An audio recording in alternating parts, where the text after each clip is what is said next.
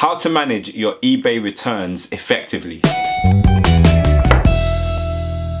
Hi guys, it's Sam Day here from DeyTips.com, and in this video I'm speaking about how you can reduce your return rate on eBay and also how you can make your return policy a lot more clearer and make the process of returning items a lot more easier for your customers on eBay. Now, Rupert Heather from Excel Co recently wrote an article for DeyTips.com where he mentions a new change for eBay sellers and how getting a return will no longer count as a defect for your eBay account as long as eBay don't actually have to step in and intervene. By implementing this strategy, eBay are actually trying to make returns a lot more seamless for customers, and they're doing this because if customers know that they're going to get a refund if the product is not up to standard or not what they were expecting, then they're more likely to commit into purchase. So what this means for sellers on eBay is that we actually have to make sure that we have a firm return policy in place and that we have a procedure that we stick to number one, decrease our return rate, and number two, actually increase our efficiency when it comes to delivering on our returns. Now, the first thing I want to talk about is actually setting up your budget for returns. Now, it's important to actually set a budget for returns, especially if you're selling multiple items on eBay. Do you have a variable cost? You know, you might have calculated what your shipping costs will be, what your packaging costs will be, what your unit costs will be, but you need to have a variable cost within your business, especially when you're doing e-commerce and selling on third-party platforms like eBay. And your variable cost is basically an unpredictable cost. So for example, if you're selling 50 items per month, you don't know how many people are going to want a return within that month. It might be 10, it might be 5, it might be 2, but it's important to have a budget set aside as a variable cost just in case people want you to pay for their shipment to return an item or if they want a replacement. So set aside an emergency budget which will help you with your variable costs just in case people want a return to make your return process a little more seamless. Now, the next thing I want to talk about is having a quality assurance process in place for your business. Now, this is where you systematically check your products as they come in from your suppliers and before they go out to your customers so that you are positive that your customers are receiving the best possible quality products from you. I will actually be doing some follow-up videos explaining how you can implement a quality assurance process for your e-commerce business. So make sure you subscribe to my channel and follow my videos so you don't miss any of that. But essentially, having a quality assurance process in place for your e-commerce business will help to reduce your return rate as you are more likely to provide quality products on a consistent basis to your customers. Now, another thing I want to mention is actually communication and how you communicate with your buyers when they ask for a return or when they raise an issue. Now, preferably you want to communicate with your customer within 12 hours of them sending you an email. Now, this will help to dramatically reduce the likelihood of them upscaling the issue to eBay and it resulting in being a defect on your account. Now, as you begin to grow your company and you get a lot of emails from your e-commerce customers, it's actually going to become a little bit overwhelming to keep up with all of the emails that you receive.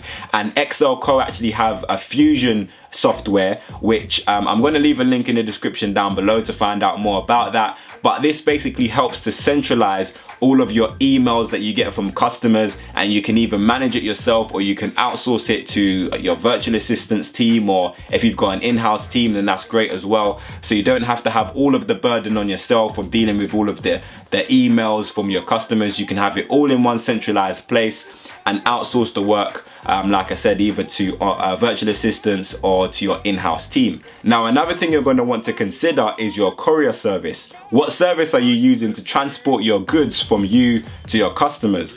Is it arriving on time to your customers? Is it arriving damaged? All of these things you're going to want to consider, and make sure you're using a quality courier service that delivers on time and delivers quality experience for both you and your customers. And off of the back of that, how are you packaging your items? You want to make sure that you're packaging your items correctly and that there's not much movement going around in your packaging when you send your product out, because obviously if there's too much movement and your products are moving around in the box too much, then that's going to cause damage to your product. And obviously if your product arrives damaged, then that's going to dramatically increase your return rate. Now, another thing that's important is what method you're using to deliver your products as well. You know, are you delivering first class or second class? Are you doing next day delivery? All of these things will impact your customer experience as well.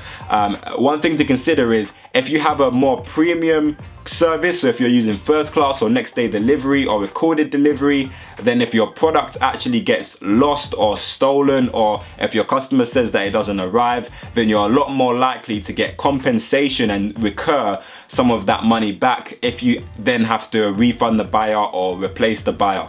There are also a few things that you can do to your eBay listings to ensure that you reduce the amount of returns you receive and also increase your customer experience and your reputation. The first thing you should actually consider is to always take pictures of your item and not rely on stock images or images already uploaded to the internet. The reason why I say this is because your product is the best representation of your product, and if you use a stock image or someone else's image, that image might be slightly different. It either might have less scratches or it might not be exactly how you thought it was. So just using the images that you take yourself of the product will have a more accurate depiction of what your customers can expect to get, so they don't have any surprises when the product actually arrives to them. That being said, if you are doing wholesale products, then one of your quality assurance checks is to make sure that all of your products actually are identical or as near to identical as possible. The last thing you want is for one customer to receive one type and another customer to receive another type, because that will increase the amount of defect rates that you have and the amount of complaints that you get when someone says, I thought I was getting this and I got that. And the slightest thing, you might think is a small thing, but the slightest thing that might be different from your pictures or from your description, that might have just been the reason why the person made the purchase. So the last thing you want to do is send them an item that is similar but not identical to your listing. Now, another thing that you want to do is make sure you are 100% honest with your listing. Make everything as explicit as possible. So for example, if you're selling a product that doesn't come with batteries but it needs batteries, make it extremely clear that it doesn't come with batteries. Don't assume that it's obvious. That's the worst thing you can do, is ever assume that it's obvious. For example, if you take a picture of your item and it has let's say you're selling some sort of stand and the stand has a camera on it or something like that, then make sure you explicitly say that the camera is not included if the camera is not included, so people know that it's not included. Don't assume that, you know, people will know because of the price or because of this or because of that. Always make it extremely clear that what exactly your customers are getting and what exactly your customers are not getting. The last thing I actually want to mention in this video is to have a clear return policy on your description. Make it clear to your customers if you have a 30-day policy or a 60-day policy or a 1-year return guarantee or whatever it is. Make it extremely clear on your listing exactly what your customers will expect and exactly what your return policy is on your listing, so it's really clear both to you, to eBay, and to your customers. And make sure as well that your return policy actually meets the guidelines of eBay's return policy. So there's no point putting something in your return policy that goes against eBay's guidelines. So make sure you keep up to date with eBay's return policy guidelines when you're writing your return policy, so that you're in line with what eBay expects and you don't run into issues later on down the line. So hopefully the tips in this video will help you to devise an effective return policy for your eBay business, as well as reduce your return rate on eBay. I will leave a link in the description down below to Excel Code Fusion. Now, this software will help you to manage all of your returns in one simple interface. If this video did help you out, then please click the like button down below. If you have any additional questions or comments, then please leave them for me in the comment section. But until next time, watch some of my other great videos, subscribe to my channel for more awesome content. Have a great day, and I'll see you soon.